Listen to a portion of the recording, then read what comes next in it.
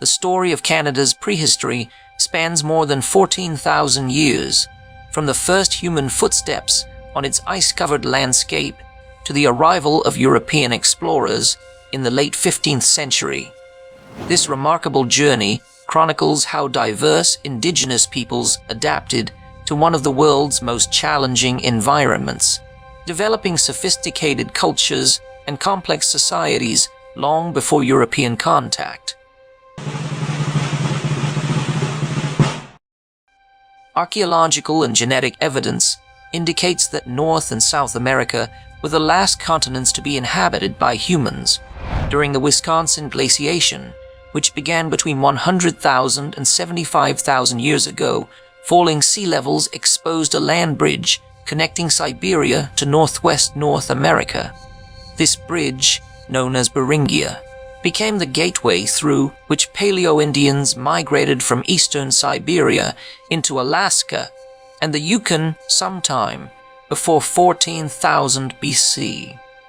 However, these early pioneers faced a formidable obstacle: the massive Laurentide ice sheet that covered most of Canada, effectively trapping them in Alaska and the Yukon for thousands of years. Genetic studies suggest these populations may have remained isolated in Beringia for 10,000 to 20,000 years, developing as a distinct ancestral group before they could continue their journey southward. Around 16,500 years ago, as global temperatures began to rise, the glaciers started their slow retreat. By approximately 14,000 BC, melting ice opened pathways that allowed these Paleo-Indian groups to finally move south and east into the Canadian mainland and beyond. The first inhabitants likely pursued large Pleistocene mammals such as woolly mammoths, mastodons, giant beavers, muskox, and ancient caribou. Two primary routes have been hypothesized for this southern migration: an ice-free corridor along the east side of the Rocky Mountains and a coastal route down the Pacific shoreline. The land bridge to Asia finally disappeared beneath rising seas between 13,000 and 11,000 years ago, long after the first human settlements had been established. Some of the earliest evidence of human habitation in Canada comes from remarkable archaeological sites. The Old Crow Flats in Yukon, an area that remained untouched by glaciation during the Ice Ages, contains fossils and artifacts dating back approximately 12,000 years. This region served as both a pathway and refuge for Ice Age plants and animals, including species never before accounted for in North America, such as hyenas and large camels. The Bluefish caves, also in Yukon, yielded a specimen of apparently human-worked mammoth bone radiocarbon dated to 12,000 years ago. The Haida Islands off British Columbia's coast reveal another chapter of early Canadian prehistory. When sea levels were lowered during the Ice Age, the Queen Charlotte Sound and Hecate Strait formed vast grasslands. Hunter-gatherers occupied this archipelago from approximately 13,000 to 9,000 years ago, leaving behind distinctive lithic tools and remains of butchered large mammals. By around 13,500 years ago, the Clovis culture had emerged in western North America.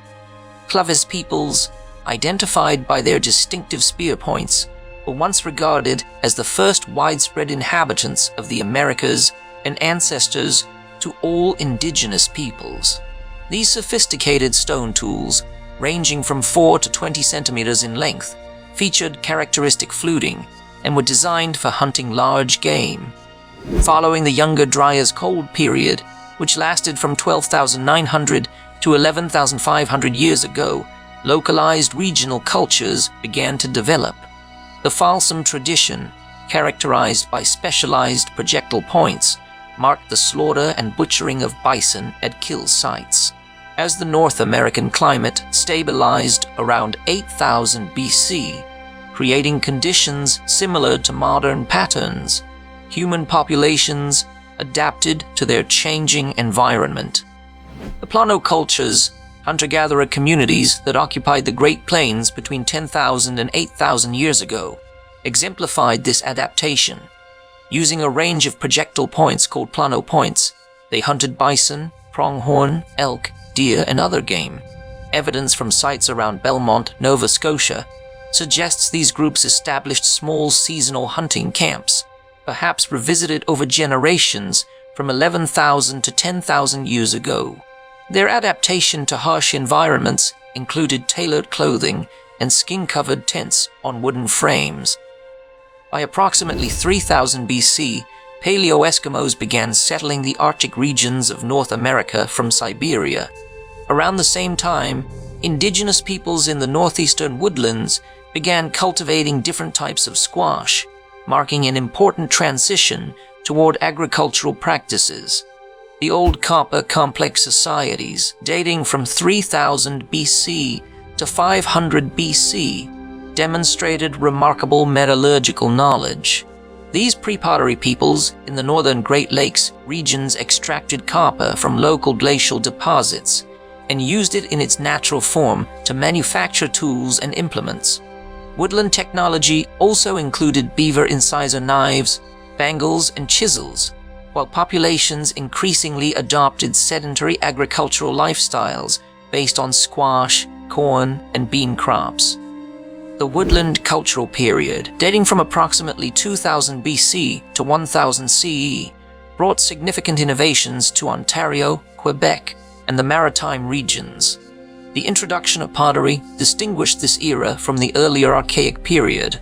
The Laurentian people of southern Ontario manufactured the oldest pottery yet excavated in Canada, creating pointed-bottom beakers decorated using a cord-marking technique that involved impressing tooth implements into wet clay. The Hopewell tradition, an indigenous culture that flourished from 300 BC to 500 CE, established extensive trade networks. At its peak, the Hopewell exchange system connected cultures and societies along American rivers to peoples on the Canadian shores of Lake Ontario. The Canadian expression of Hopewellian culture encompasses the Point Peninsula, Saugeen, and Laurel complexes.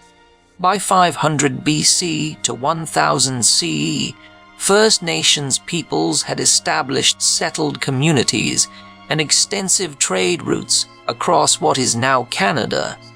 Each developed its own distinct culture, customs, and character.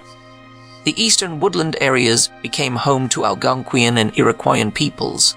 The Algonquian language, believed to have originated in the western plateau of Idaho or Montana plains, eventually extended from Hudson Bay to Nova Scotia and south to the Tidewater region of Virginia. In 796 CE, according to oral tradition, the Ojibwe formed the Council of Three Fires with the Ottawa and Potawatomi. This alliance, also known as the Three Fires Confederacy, represented one of the earliest political organizations in the region. The Five Nations of the Iroquois centered in northern New York, but with influence extending into southern Ontario and the Montreal area, formed their famous confederacy, the League of Peace and Power, in 1142 CE according to oral tradition. The Great Plains supported peoples like the Cree, who depended on vast bison herds for food and materials. To the northwest, Nardine language speakers, including Athapascan peoples and Tlingit, inhabited southern Alaska and northern British Columbia. The interior of British Columbia was home to Salishan language groups and southern Athabascan speakers. Along the Pacific coast, distinctive populations such as the Haida, Kwakwaka'wakwa, and Nuu-chah-nulth developed complex cultures dependent on salmon, shellfish, and western red cedar, creating wooden houses, seagoing canoes, elaborately carved potlatch items, and totem poles. In the Arctic, the distinctive Paleo-Eskimo Dorset peoples, whose culture dates to around 500 BC, were gradually replaced by the ancestors of today's Inuit by 1500 CE. Inuit mythology tells of having driven off the Tuniat, or first inhabitants, a transition supported by archaeological evidence. The first documented European contact came around 1000 CE when Norsemen, who had already settled Greenland and Iceland, arrived and built a small settlement at Land's O Meadows, on the northernmost tip of Newfoundland. Carbon dating places this settlement between 990 and 1050 CE. This site, the only confirmed Norse location in North America outside Greenland, is connected to Leif Erikson's attempted settlement of Vinland. However, this Norse presence proved temporary, and the colonies eventually disappeared, leaving the Inuit without European contact for at least a century. Under letters patent from King Henry VII of England, the Italian navigator John Cabot became the first European known to have landed in Canada after the Viking Age. On June 24, 1497, he sighted land somewhere along the northern Atlantic coast, claiming it for England under the doctrine of discovery. The precise location remains debated, though it was likely on Newfoundland, already inhabited by the Beothuk people. Portuguese explorers also ventured to these northern waters. Between 1498 and 1499, João Fernandes Lavrador sailed along the coasts of the Labrador Peninsula, which eventually bore a name derived from his. The Court-Real brothers explored Newfoundland and Labrador in 1501 and 1502, claiming these lands for the Portuguese Empire. By 1506, King Manuel I of Portugal had created taxes for cod fisheries in Newfoundland waters, and fishing outposts were established around 1521, though these were later abandoned. By the time of first permanent European arrivals, in the late 15th and early 16th centuries, Canada supported an estimated 300,000 Indigenous people.